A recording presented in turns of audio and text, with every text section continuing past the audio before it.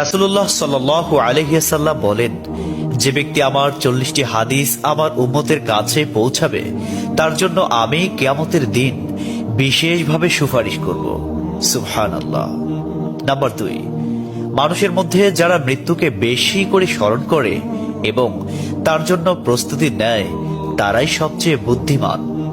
Number 3, প্রত্যেক জিনিসের জাকাত আছে, আর দেহের জাকাত হচ্ছে রোজা। নাম্বার 4, যে তার সময় আল্লাহর জন্য ব্যয় করে না তার জন্য জীবন অপেক্ষা মৃত্যু শ্রেয়। নাম্বার 5, যারা সব সময় ইস্তিগফার তথা ক্ষমা প্রার্থনা করে তাদের সাথে উঠা বসা করুন, কেননা তাদের হৃদয় সবচেয়ে কোমল হয়। নাম্বার 6, তুমি যত সিজদা দিবে আল্লাহ তত গুণা তোমার মাফ করে দিবেন। সুবহানাল্লাহ। নাম্বার 7, সূরা ফাতিহা প্রায় 1000 রোগের ওষুধ। নাম্বার 8, হাতের তালুতে জ্বলন্ত আগুনের কয়লা রাখলে যেমন কষ্ট হবে তার চেয়ে বেশি কষ্ট হবে শেষ জামানায় ঈমান রাখতে। নাম্বার 9, রোজাদারদের জন্য প্রতিদিন জান্নাতকে সুসজ্জিত করা হয়। সুবহানাল্লাহ। নাম্বার 10, রাসূল সাল্লাল্লাহু আলাইহি ওয়াসাল্লাম বলেছেন, কিয়ামতের দিন সব নবীর চেয়ে আমার উম্মতের সংখ্যা বেশি হবে এবং আমি সর্বপ্রথম জান্নাতের দরজা খুলব। সহিহ মুসলিম, হাদিস নম্বর 196। 11, যে ব্যক্তি রোজা রাখা অবস্থায় মারা যাবে আল্লাহ তাকে কিয়ামত পর্যন্ত সকল রোজার সওয়াব দান করবেন। সুবহানাল্লাহ। নাম্বার 12, যে ব্যক্তি ফজরের নামাজ আদায় করল সে আল্লাহর হিফাজতে চলে গেল। নাম্বার 13, রাসূলুল্লাহ সাল্লাল্লাহু আলাইহি ওয়াসাল্লাম বলেছেন, রোজা ও কোরআন কিয়ামতের দিন মানুষের জন্য সুপারিশ করবে। মুসনাদে আহমদ, হাদিস নম্বর 6626। 14, নবীজি বলেছেন, রোজাদারদের জন্য সবচেয়ে বড় খুশির সংবাদ হলো হাসরের মাঠে আল্লাহ সবার আগে রোজাদারদের সাথে সাক্ষাৎ করবেন। সুবহানাল্লাহি ওয়া বিহামদিহি। 15, যখন রমজান আসে তখন জান্নাতের দরজাসমূহ খুলে দেওয়া হয়। 16, রাসূলুল্লাহ সাল্লাল্লাহু আলাইহি ওয়াসাল্লাম বলেন, যখন কোনো বান্দা আল্লাহর দিকে দুটি হাত উঠায় তখন তিনি তা ব্যর্থ বা শূন্য ভাবে ফিরিয়ে দেন না। তিরমিজি, হাদিস নম্বর 502। 17, হযরত মুহাম্মদ সাল্লাল্লাহু আলাইহি ওয়াসাল্লাম বলেছেন, একটি খেজুরের অর্ধেক হলেও দান করে জাহান্নামের শাস্তি হতে নিজেকে হেফাজত করো। সহিহ বুখারী, হাদিস নম্বর 6023। প্রিয় ভাইরা, নাম্বার 18, যদি ভালো হতে চাও তবে সর্বপ্রথম মিথ্যা বলা ছেড়ে দাও। 19, তুমি যখন রাস্তা দিয়ে যাও তখন আল্লাহর নামে জিকির করো, কারণ হাসরের দিন ওই রাস্তা তোমার নামে সাক্ষ্য দিবে। 20, তোমরা সব সময় উযু করো, কারণ কিয়ামতের দিন যারা উযুকারী তাদের হাত পা উজ্জ্বল থাকবে। সুবহানাল্লাহি ওয়া বিহামদিহি।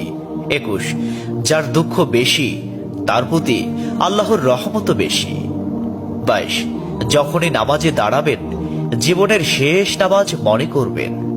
23, যে মহিলা গর্ভাবস্থায় 1 খতম কোরআন পাঠ করবে তার গর্ভের ওই সন্তান একজন নেককার বান্দা হিসেবে দুনিয়াতে আগমন করবে। সুবহানাল্লাহ। 24, চুপ থাকার কারণে মানুষের যেই মর্যাদা হাসিল হয় তা 60 বছর নফল ইবাদত হতে উত্তম। সুবহানাল্লাহ। 25, রাসূলুল্লাহ সাল্লাল্লাহু আলাইহি ওয়াসাল্লাম বলেছেন, জান্নাতের সবচেয়ে নিকটবর্তী আমল হলো সময় মতো সালাত আদায় করা। সহিহ মুসলিম, হাদিস নম্বর 260। 26, যে ধোঁকা দেয় সে আমার উম্মতের অন্তর্ভুক্ত নয়।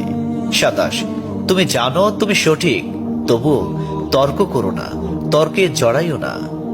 28, হযরত মুহাম্মদ সাল্লাল্লাহু আলাইহি ওয়াসাল্লাম বলেছেন, তোমরা বিপদে পড়ে মৃত্যু কামনা করবে না, বরং বলবে, হে আল্লাহ, যে পর্যন্ত জীবিত থাকা আমার জন্য কল্যাণকর আমাকে ততক্ষণ জীবিত রাখুন, এবং যখন মৃত্যু আমার জন্য কল্যাণকর তখন তুমি আমাকে মৃত্যু দাও।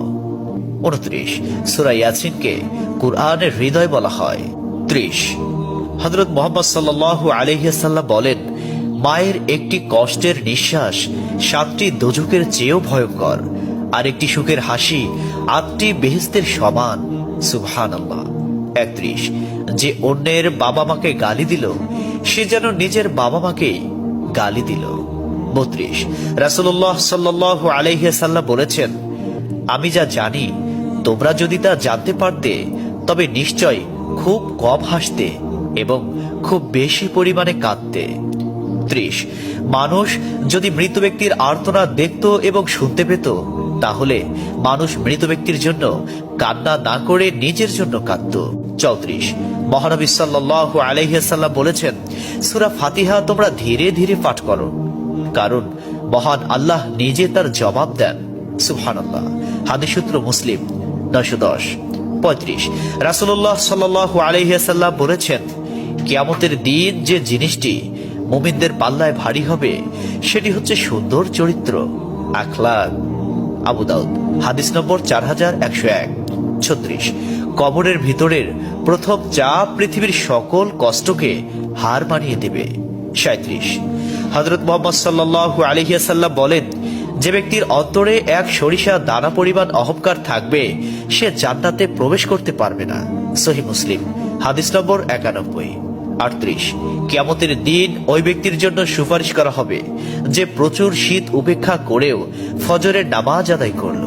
39, নিশ্চয় মহান আল্লাহ নম্র, তিনি নম্রতাকে পছন্দ করেন।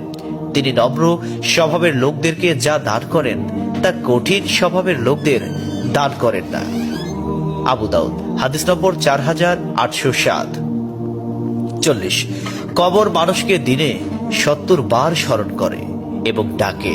আল্লাহ সুবহানাহু ওয়া তাআলা আমাদের সঠিক জ্ঞান এবং বুঝার তৌফিক দান করুন এবং আমাদের এই সমস্ত হাদিস সমূহের উপর আমল করার তৌফিক দান করুন। আমিন।